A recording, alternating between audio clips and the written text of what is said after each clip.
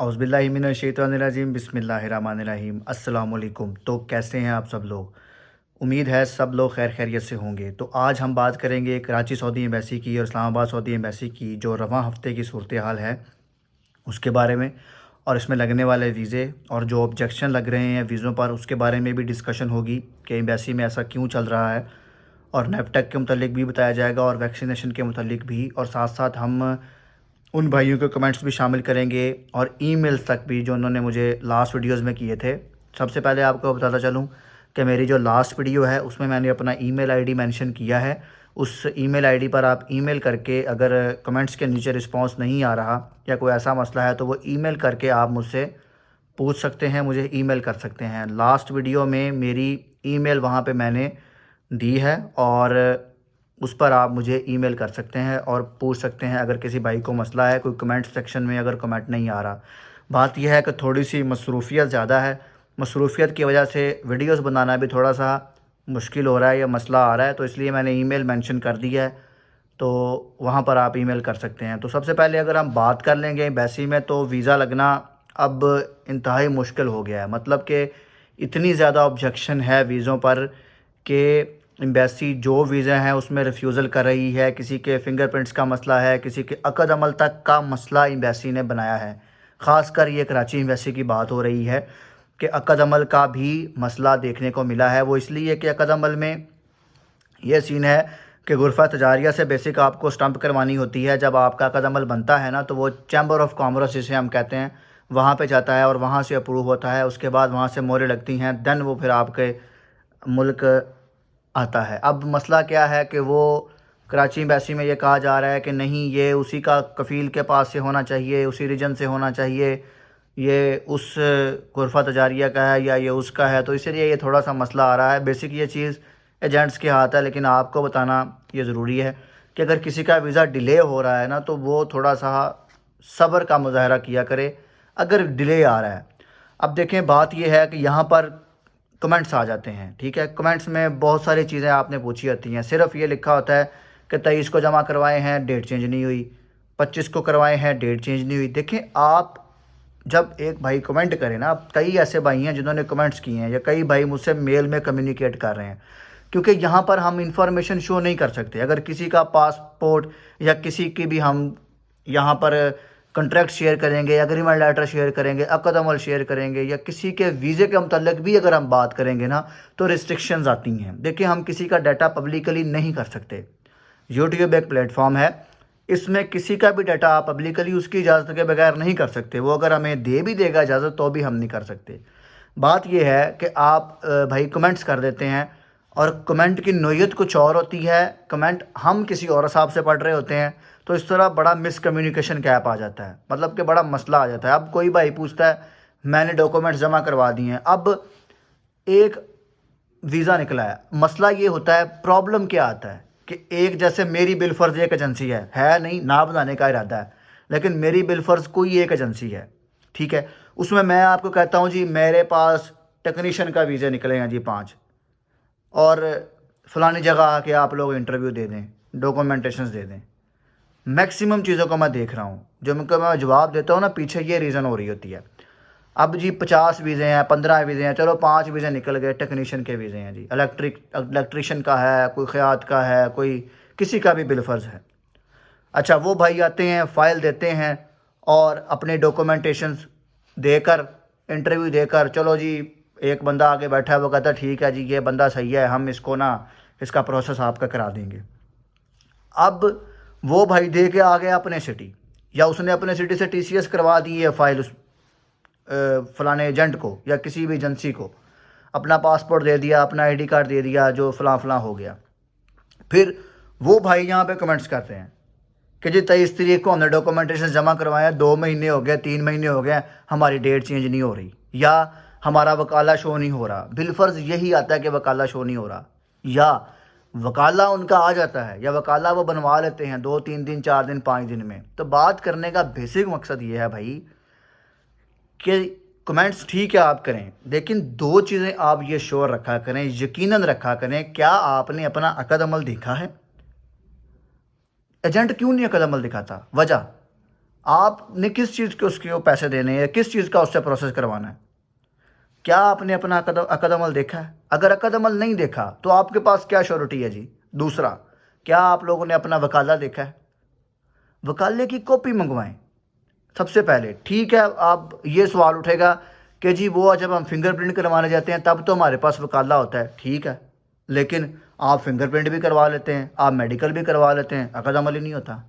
हाँ जी, अकद अमल आना है बाद में आना है, एग्रीमेंट लेटर आना है बाद में आना है। तो फिर डिले जो होता है ना, देखें भाई, दोनों चीज़ें पहले आप श्योरिटी रखा करें कि अकद अमल है, आपके पास आपका वकाला है, आपने देखा है, आपके फिंगरप्रिंट्स हो गए हैं, आपका मेडिकल हो गया है। फिर उसके बाद ये जो सारी डॉक्यूमेंटेशन है, आपका FRC, आपके फिंगरप्रिंट्स, आपका मेडिकल, आपका पुलिस कलेक्टर सर्टिफिकेट, आपके जो भी सारी चीज़ें हैं, पासपोर्ट्स, फ़ोटोग्राफ्स, ये सारी चीज़ें करके आप एजेंट को भेजते हैं। उसके बाद फिर आप नीचे ये कमेंट में लिखा करें कि जी हाँ, कोई एक लाइन में लिख दें कि सारे डॉक्यूमेंट्स इंक्लूडेड ये चीज़ें हमने एजेंट को फलानी डेट को भेज दी हैं और इतना डिले आ रहा है। अब तो कोटा वैसे भी 20 पासपोर्ट का कोटा किया हुआ है और एक छुट्टी भी सऊदी अरब में यौम तासीस की आ रही है। 22 तारीख को छुट्टी बन रही है, एम्बेसी बंद होगी, वीज़े नहीं लगेंगे, बर्डन मज़ीद बढ़ जाएगा। तो देखें, थोड़ा सा सब्र का मुजाहरा किया करें। अब दूसरी चीज़ कि जो मेडिकल एक्सपायरी का सीन है कि जी अब कई भाई कमेंट्स करते हैं, ये कॉमन कमेंट्स की पहले बात कर रहा हूँ, अभी मैं देख रहा हूँ सामने लिस्ट में जो आए हुए हैं। कॉमन कमेंट्स में कई भाई कमेंट करते हैं कि जी ये देखें हमारा जो मेडिकल है वो एक्सपायर हो गया और हमने डॉक्यूमेंटेशन जमा करवा दी है और डेट चेंज नहीं हुई। ठीक है, वो भी इसको श्योरिटी में रखें कि आपने अकद अमल देखा। अगर अकद अमल देखा है, आपके डॉक्यूमेंटेशंस एम्बेसी में जमा हुई हैं, जमा बिलफर्ज नहीं होती, वो ड्रॉप बॉक्स के पास होती हैं, उसमें ड्रॉप बॉक्स में है, तो पहले ये श्योरिटी किया करें। ठीक है, कि वो ड्रॉप बॉक्स में है, ड्रॉप बॉक्स में जाती हैं। उसके बाद फिर अब आप डॉक्यूमेंटेशंस भेज देते हैं एजेंट को और एजेंट बाद में आपको कह रहा होता है हाँ जी नेवटेक करवाएं, इधर आप करते हैं जी हमारी डेट चेंज नहीं हो रही। फिर तो सारी गुफ्तगू करने का मकसद ये है कि कई भाइयों को, अब मैं लिख देता हूँ ना कमेंट में, अब देखें मैं कमेंट को इस हिसाब से पढ़ता हूँ कि आपने सारे डॉक्यूमेंटेशंस जमा करवा दिए हैं। अभी मेरे पास एक मेल पड़ी है, मैं उस भाई का समझ रहा था कि उसने सारे डॉक्यूमेंटेशन जमा करवा दी है, अभी तो उसका एग्रीमेंट लेटर ही नहीं आया।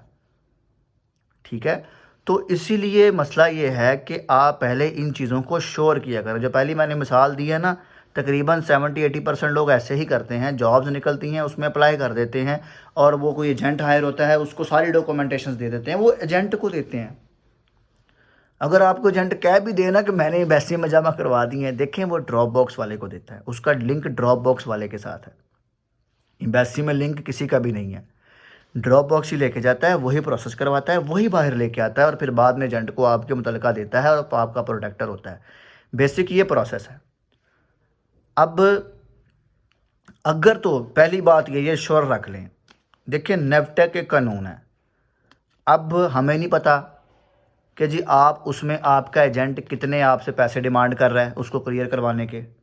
कोई 40 मांग रहा है, 45 मांग रहा है, 50 मांग रहा है। ये उन भाइयों के लिए भी कमेंट सेक्शंस में जिन्होंने ये पूछा है कितने पैसे लग रहे हैं क्या। देखें यहाँ पर जो बात बताई जाती है ना वो रूल्स के मुताबिक होती है कि ये एक असूल एम्बेसी ने लगा दिया है और अब उस पर आपको ऑब्जेक्शन आ गया है तो फिर आप दूसरा हल, तो फिर आपको खुद पता है या आपको पता है या आपके एजेंट को पता है कितनी डिमांड है। लेकिन डिमांड में ये है कि ये अब आपसे कोई कितने भी मांग ले, वो हर बंदे का ये रेट की फ्लक्चुएशन चल रही है, ये आपको क्लियर है। जिन भाइयों का ये कमेंट है कि जी नेवटेक का कह दिया है एजेंट ने और एजेंट कहता है नेवटेक करवाओ, तो जिसको कह दिया है उसको कह दिया है, उसको नेवटेक करवाना पड़ेगा। एजेंट ही आपकी अपॉइंटमेंट लेके देता है, वो जब मर्जी लेके दे। बेसिक तो एजेंट के सर दादा ना, आपने एजेंट को पैसे देने हैं तो वो जब मर्जी आपको वो अपॉइंटमेंट लेके दे, जब मर्जी आपका नेवटेक हो। आपका काम है नेवटेक क्लियर करना और एजेंट का काम है आपके वीज़े को प्रोसेस करना। देखें, अब मुझे एक एजेंट हजरात, उन्होंने मुझे स्पेशली ईमेल किया, एक एजेंट भाई ने, उन्होंने कहा कि जी हाँ सब कुछ ठीक है, आप बिल्कुल सही इन्फॉर्मेशन है दे रहे हैं, लोगों को तक पहुंचा रहे हैं, ये बड़ी अच्छी चीज़ है, लेकिन आप हमारे एंड से भी सपोर्ट करें, आपको भी सारी चीज़ें क्लियर है। उन्होंने काफ़ी सारी चीज़ें उन्होंने क्लियर भी की इस चीज़ के लिए कि बहुत सारे मसाइल एम्बेसी में चल रहे हैं। देखिए एम्बेसडर चेंज हुआ है, उसने रिफ्यूज़ल लगाए हैं। अब कई भाइयों के कमेंट्स मेरी लास्ट वीडियोस पर भी हैं जिनके फिंगरप्रिंट्स के इशू हैं, फिंगरप्रिंट ही नहीं मैच हुए, कईयों ने 2-2 बार करवा के दिए हैं। और एक भाई ने पूछा था कि कमेंट्स में ये कि फिंगरप्रिंट पिक्चर चल जाती है, वो अगर 2 से 3 बार इशू हो जाए तो पिक्चर चल जाती है। एक भाई ने पूछा था वैक्सीनेशन का, तो वैक्सीनेशन का भी मैं आपको बता रहा हूँ, वो आपको पता है 4 हफ्ते से पहले आपको लगी होनी चाहिए, लेकिन अब सीन इन्होंने ये किया है कि आपको वैक्सीन लगी होनी चाहिए, वो ख्वाह आप एयरपोर्ट पे करवा लें। ठीक है, वो वैक्सीनेशन का रूल ये जो लग गया है ना कि आपको वैक्सीन लगी होनी चाहिए, ख्वाह वो आप एयरपोर्ट पर लगवा लें। तो ये बेसिक उन्होंने सऊदीया ने ये किया है, ये फ्लेक्सिबिलिटी दी है।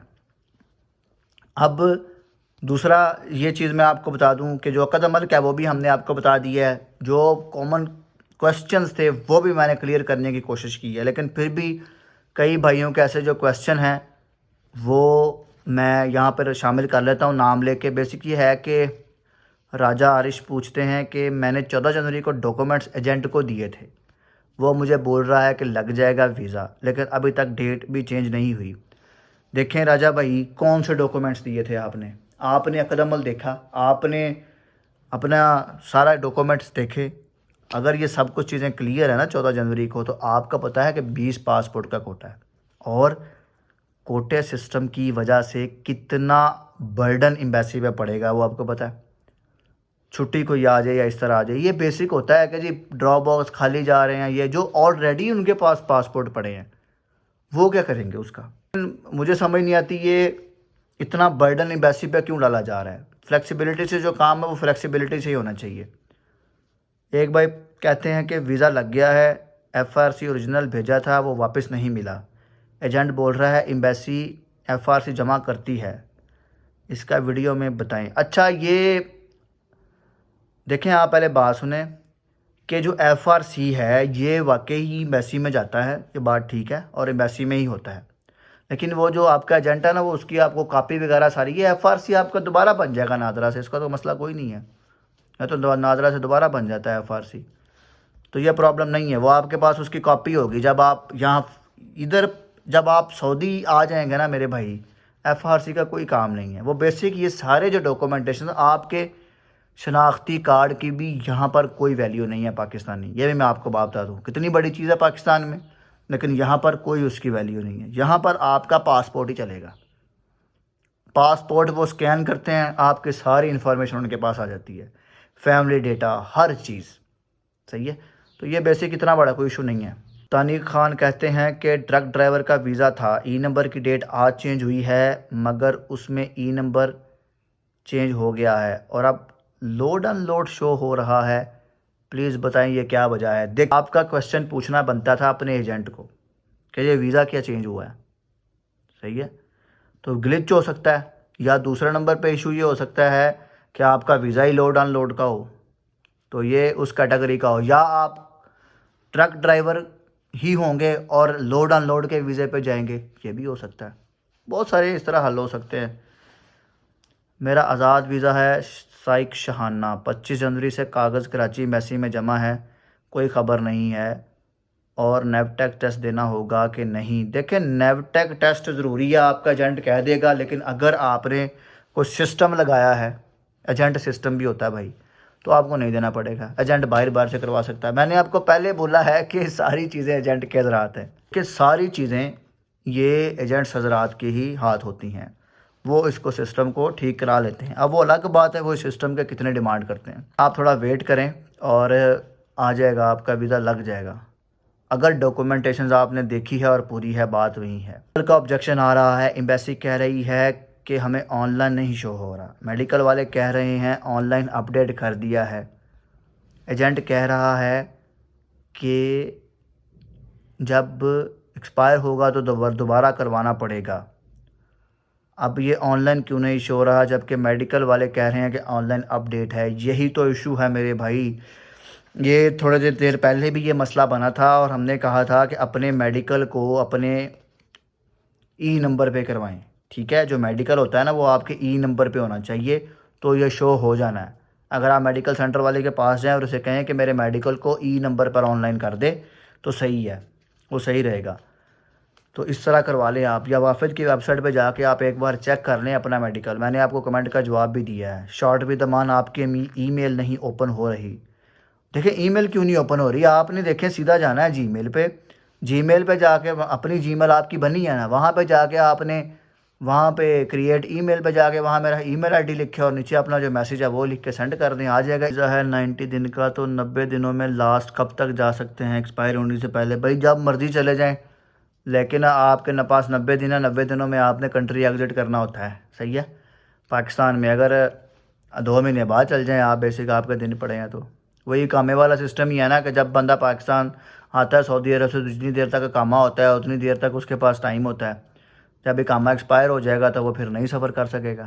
ये वही सीन इस तरह, ये भी इधर ही है।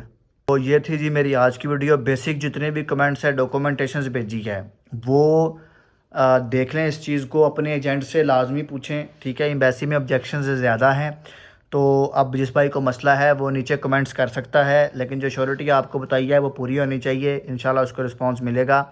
जिन्होंने डॉक्यूमेंटेशंस भेजे हैं वो पहले ये श्योर करवा लें सारी चीज़ें।